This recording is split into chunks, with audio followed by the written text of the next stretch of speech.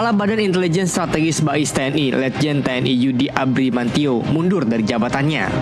Langkah ini merupakan pertanggungjawaban atas tindakan oknum BAIS yang melakukan penyiraman air keras terhadap aktivis Kontras Andri Yunus. Kepala Pusat Penerangan TNI Maijen Aulia Dwi Nasrullah mengatakan, penyerahan jabatan telah dilakukan pada hari Rabu kemarin. Keputusan ini diambil usai TNI menggelar rapat bersama Kementerian Pertahanan untuk membahas revitalisasi internal TNI. TNI menegaskan komitmennya untuk memperkuat penegakan hukum serta menjaga kehormatan institusi negara, sejalan dengan arahan Presiden Prabowo Subianto. Aulia menegaskan TNI tidak akan menoleransi pelanggaran hukum yang dilakukan oleh prajurit. Penindakan bakal dilakukan tanpa pandang bulu sesuai dengan hukum yang berlaku. Terhadap prajurit TNI yang melakukan pelanggaran hukum atau tindak pidana, TNI menyatakan tidak memberikan toleransi dan akan menindak secara tegas sesuai ketentuan hukum yang berlaku, baik melalui peradilan militer, penjatuhan hukuman disiplin berupa penahanan dan pemberhentian dari jabatan maupun pemberhentian dengan tidak hormat dari dinas prajuritan. Aulia melanjutkan TNI terus melakukan pembenahan melalui pengawasan internal, peningkatan kualitas kepemimpinan di setiap level komando, serta penanaman nilai disiplin dan integritas kepada seluruh prajurit. Dari Jakarta, Joko Puji, jurnalis NTV melaporkan. Pemirsa, Panglima TNI resmi mencopot Kepala Badan Intelijen Strategis atau BAIS buntut penyiraman air keras yang menimpa aktivis Komisi untuk Orang Hilang dan Korban Tindak Kekerasan atau Kontras, Andri Yunus. Pertanyaan yang muncul kemudian, apakah pencopotan Kepala BAIS sudah cukup sebagai penebus keadilan atau sekadar formalitas untuk meredam kemarahan publik? Selain itu, apakah peradilannya bisa digelar di pengadilan umum atau pengadilan biasa? Kita bahas bersama para narasumber yang sudah tersambung melalui Zoom sore ini. Dari Bandung, Jawa Barat, nanti akan menyusul ada Kepala Badan Intelijen Strategis BAIS TNI periode 2011-2013, Laksamana Muda Purnawirawan Soleman B. Ponto, dan juga narasumber selanjutnya aktivis hak asasi manusia yang juga pendiri Lokataru Foundation, Haris Azhar. Pak Ponto nanti akan menyusul, Mas Haris. Saya langsung ke Anda. Ya. Baik, Pak Ponto, saya langsung ke Anda, seberapa lazim sebenarnya pencopotan jabatan setingkat KBAIS dilakukan secara mendadak akibat tindakan prajurit di lapangan? Apakah ini Anda melihat sebagai murni tanggung jawab moral sebagai Kepala BAIS atau ada indikasi kegagalan sistemik? Iya, kalau saya melihat ini kita hargai ini tanggung jawab moral karena anak buahnya sudah melaksanakan hal seperti itu. Makanya tanggung jawab moral, apakah ini mengundurkan diri ataukah ini memang hasil wanjakti, saya nggak tahu. Tapi ya kita hargai ini sebagai tanggung jawab moral. Baru sampai di situ saja, begitu. Baik, diksi yang digunakan adalah serahkan jabatan. Apakah ini memang diksi yang umum dipakai seorang Pati misalnya untuk mundur dari jabatannya? Atau ini sebenarnya garis komando, dicopot dari jabatannya? Memang itulah buah simalakama bagi BAIS sekarang. Karena BAIS sekarang itu bintang 3, sehingga harus dicari orang yang sudah bintang 3. Masalahnya kalau bintang 3 asal bintang 3 itu sulit cari orang intel yang bintang 3. Sehingga bisa dapatnya bintang 3 tapi tidak intel. Repot lagi. Itu akibatnya bintang 3 di BAIS. Itu salah satu masalah gitu. Oke, apakah itu sebabnya sampai sekarang Kapuspen juga belum mengumumkan sebagai pengganti Letnan TNI Yudi Abrimantio sebagai Kepala BAIS? Betul, karena sulit. Kepala BAIS itu kan kompetensinya harus kompetensi intel. Padahal bintang 3 kompetensi intel itu tidak banyak. Lah kalau asal taruh juga nggak ada masalah, malah bikin masalah baru. Oke. Itu akibatnya. Tadi di awal jika Anda mengatakan bahwa ini merupakan sebuah tanggung jawab moral begitu, apakah juga termasuk ada indikasi kegagalan sistemik, Pak, sebelumnya di BAIS?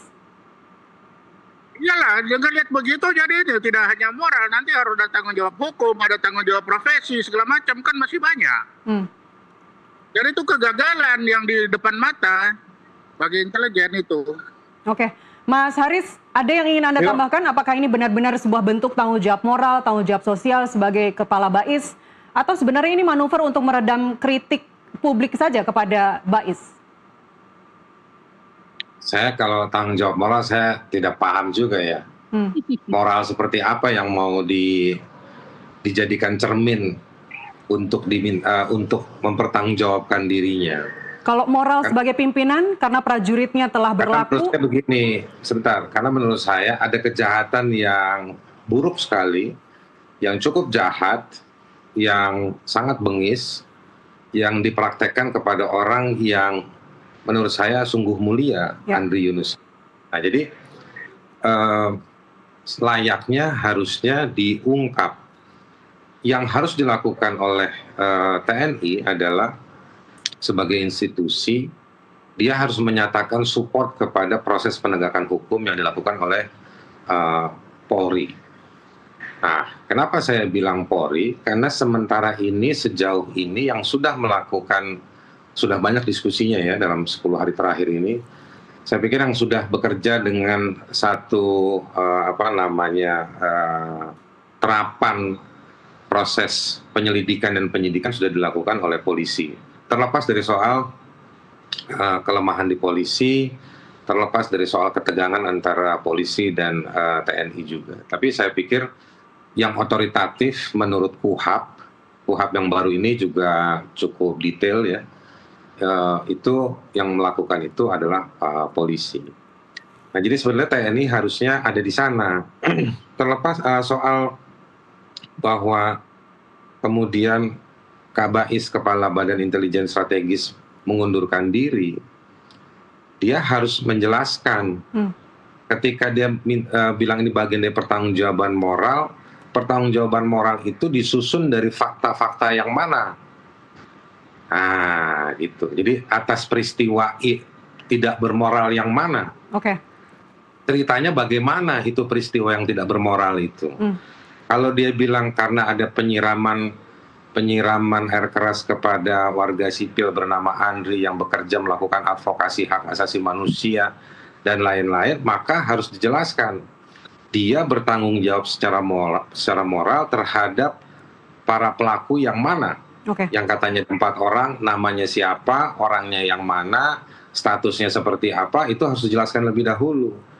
Kan kita nggak mungkin datang menghadirkan ke meja makan, inilah pertanggungjawaban menu pertanggungjawaban saya, tapi piringnya kosong.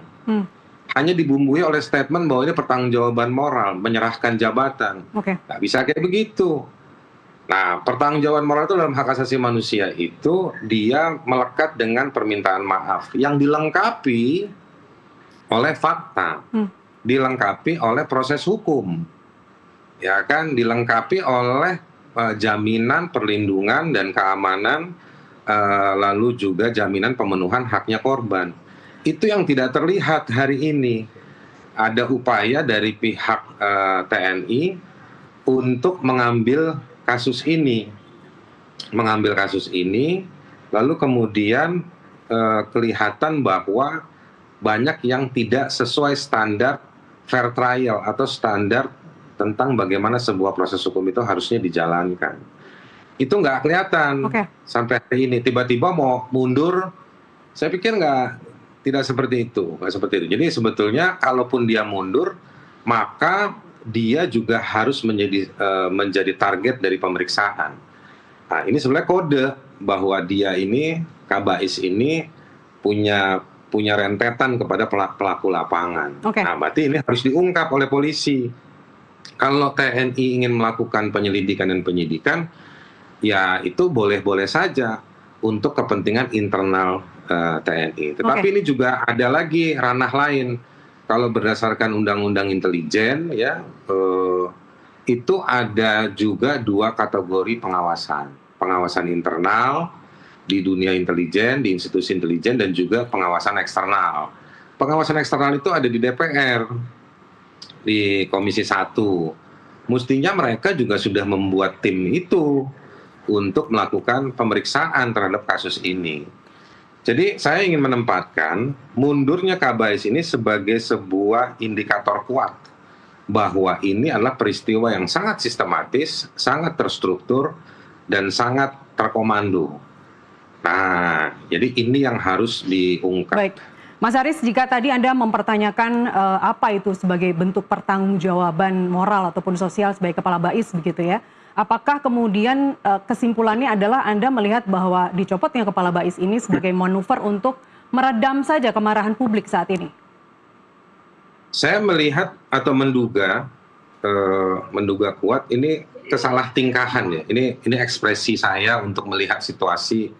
Pertama misalnya ya, bagaimana TNI itu melakukan press conference yang bersamaan dengan Polda Metro waktu itu. Yang kedua yang disampaikan itu berbeda dengan yang ditemukan oleh polisi yang sudah melakukan serangkaian metodologi pengungkapan fakta. Nah, yang ketiga saya melihat dengan segala hormat pada Pak Kapuspen ya, ya dia itu tanggung jawabnya dia harus ngomong ke publik. Tapi selalu pakai diksi kami akan profesional. Bentuk profesionalnya apa? Ya kan, kemarin preskon yang ketiga yang sejauh yang saya ikuti ya, Pak Kapuspen selama ini baru 2 kali, lalu pimpinan dari Puspom juga bicara. Itu mohon maaf yang ketiga bahkan saya mau bilang itu isinya cuma menyatakan bahwa ini KBAIS mundur sebagai bentuk pertanggungjawaban. Ya dia harus menyampaikan saja tapi dia gagal menyampaikan secara substansi alur yang masuk akal itu seperti apa pengungkapan kasus ini. Nah itu yang tidak terjadi.